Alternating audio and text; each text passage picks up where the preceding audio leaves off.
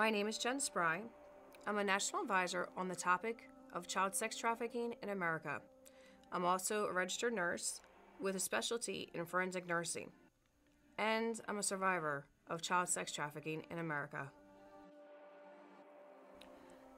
Most people think that trafficking is when someone is taken across state lines, taken outside of a country.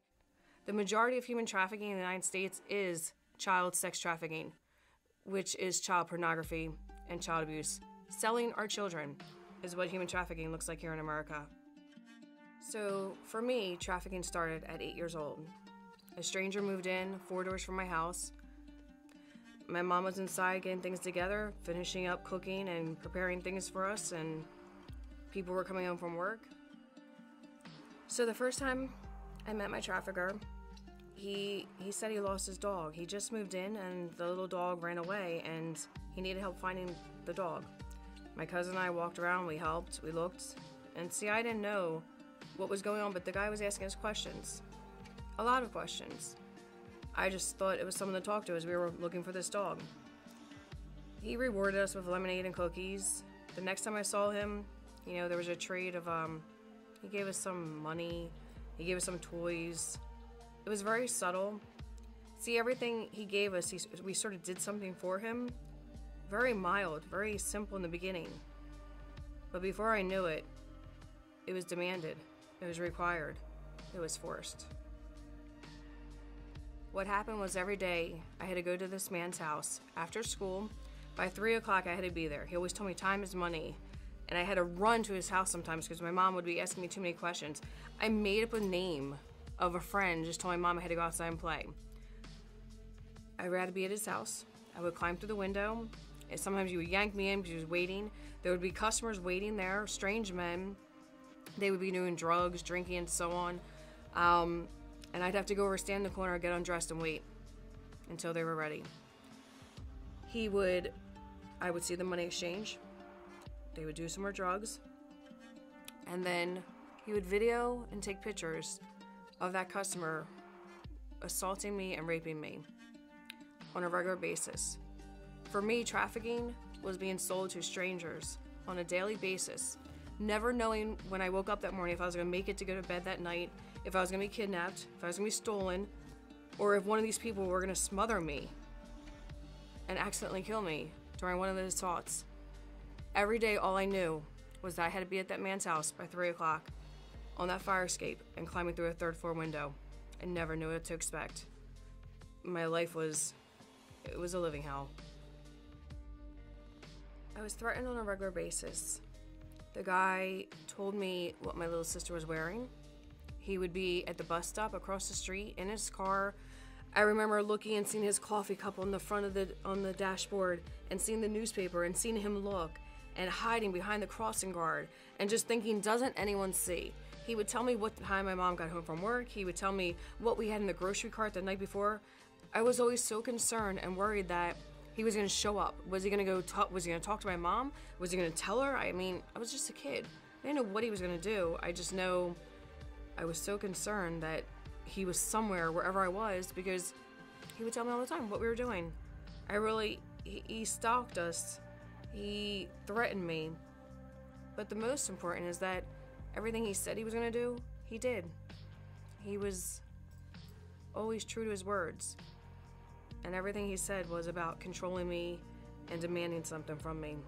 No one looked in the neighborhood, nobody saw, but that man opened his door, told all of us kids to come in, and then I was forced to go there.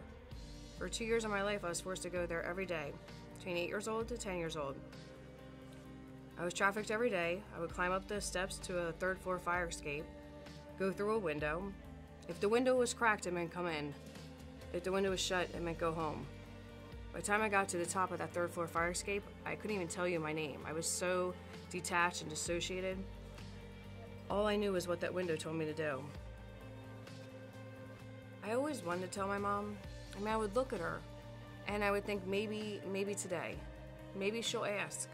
The reality is, she didn't ask, and I didn't know how to tell. So we never had that conversation. As I went in high school, people still saw that there was something wrong. And it's because I didn't really know who I was. My identity had been stolen from me. And it's so easy for a person to be trafficked again at that point, or find themselves in an abusive relationship. I didn't always fit in because I always had something else that was going on. You know, it's the people around you who are acting very different than how everyone else is acting. Or even in some cases, people will bully those people because they don't totally fit in. And I can't say that that didn't happen to me either. If you're in high school, you know, they'll scream stuff as they walk by past someone's locker, not even knowing what the person's actually going through, why they're dressing like that, or why, you know, why they look so uncomfortable or even embarrassed. But the reality is, I was trying to hide from everyone. I was hiding my life from myself and from everyone else because I couldn't handle what was going on. Looking back, what would have really helped me would be if I would have got trauma-informed care.